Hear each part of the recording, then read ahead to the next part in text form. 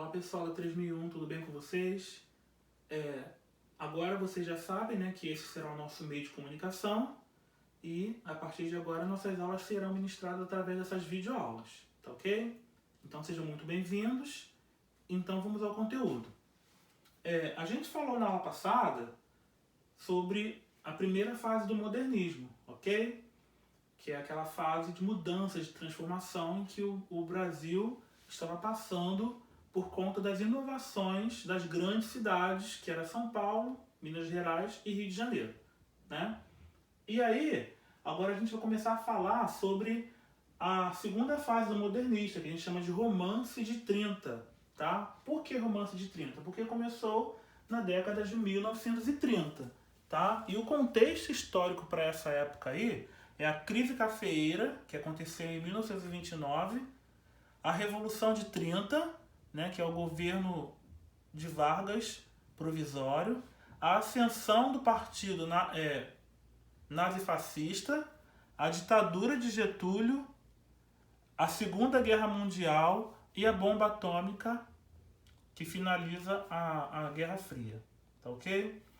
Então a gente tem que ter como atenção que a segunda geração, né, a geração de 30, ela não precisou ser combatida como a de 22, tá? Que é aquela primeira fase do modernismo. Por quê? Porque aqui nesse período já encontrava uma estrutura linguística, poética já estruturada. A estrutura modernista, né? A linguagem poética já estava mais estruturada nesse momento aí. E o modernismo ele já estava dinamicamente incorporado às práticas literárias brasileiras, tá? Então, os modernistas de 30, eles não são mais voltados, eles não são mais com aquela visão de implantar o modernismo. Aqui eles já estão mais voltados ao drama do mundo, tá? Ao desconcerto que o capitalismo estava passando naquele momento, tá? E ali eu montei para vocês como que se dá esse desejo da arte e a literatura. Esse desejo de 30 se dá agora pela realidade social, cultural e espiritual. Eles começam a tratar desses assuntos aí textualmente, dentro desses textos que vocês vão encontrar nesse período aí da segunda fase do modernismo. Nesse momento, a arte começa a mergulhar profundamente em panoramas ideológicos da época, buscando o quê? Sempre analisar as contradições da vida pelo país, né?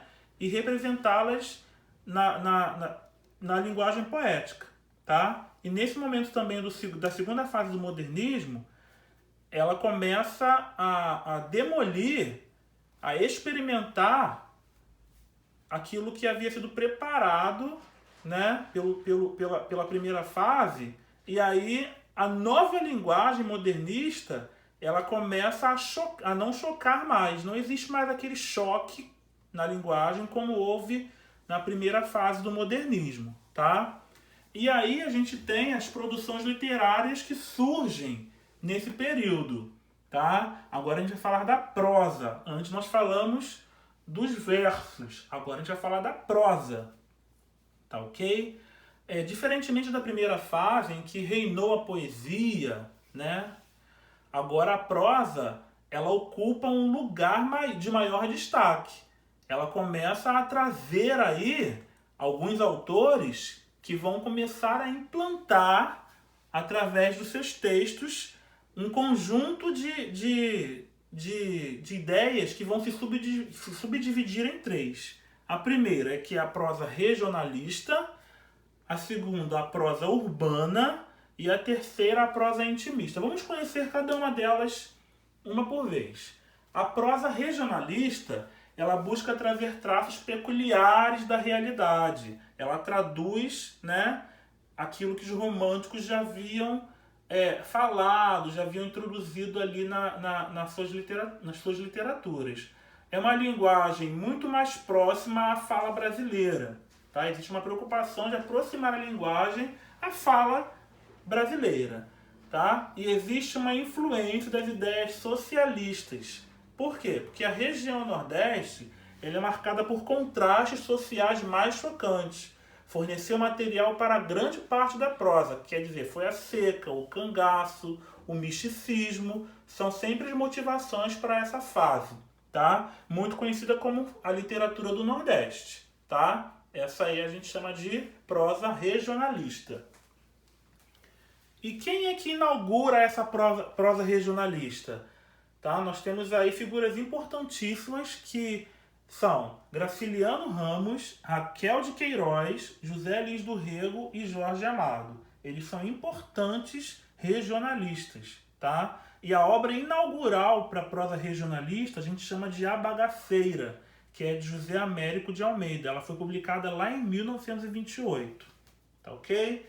Já agora a segunda prosa, que a gente chama de prosa urbana, né? Urbana vem de cidades, das grandes cidades que surgiram lá na primeira fase do modernismo.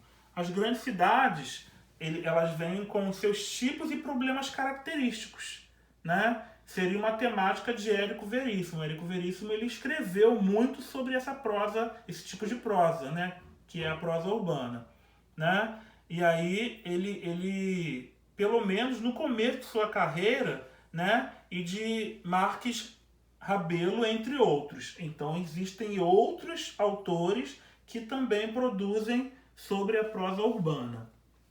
Tá ok? Já a prosa intimista é uma novidade surgida na segunda fase do modernismo, que é essa fase que nós estamos falando agora. Tá? A teoria psicanalítica de Freud, extensamente divulgada, incorporando as sugestões de psicanálise, em que alguns autores preocupam-se em desvendar o mundo interior e suas personagens, analisando angústias e conflitos internos. Também é chamada de prosa de sondagem psicológica, tá ok? Então nessa prosa aí, por isso que a gente chama ela de intimista. É algo mais voltado para o interior do eu, tá? E quem são os principais autores desse momento aí da prosa intimista? A gente tem ali Cornélio Pena, né, Fronteira, Otávio de Faria, Lúcio Cardoso e Dionélio Machado, tá? A gente tem esses autores aí que são os principais da prosa intimista, da segunda fase do modernismo. Tá, pessoal? Então a gente tem algumas atividades para que vocês realizem. A gente não pode esquecer que ficaram propostas algumas atividades da primeira fase, que serão corrigidas nas próximas videoaulas, tá ok? Então não esqueçam de realizar as atividades, tá? Hoje, sexta-feira, né, nós divulgamos o gabarito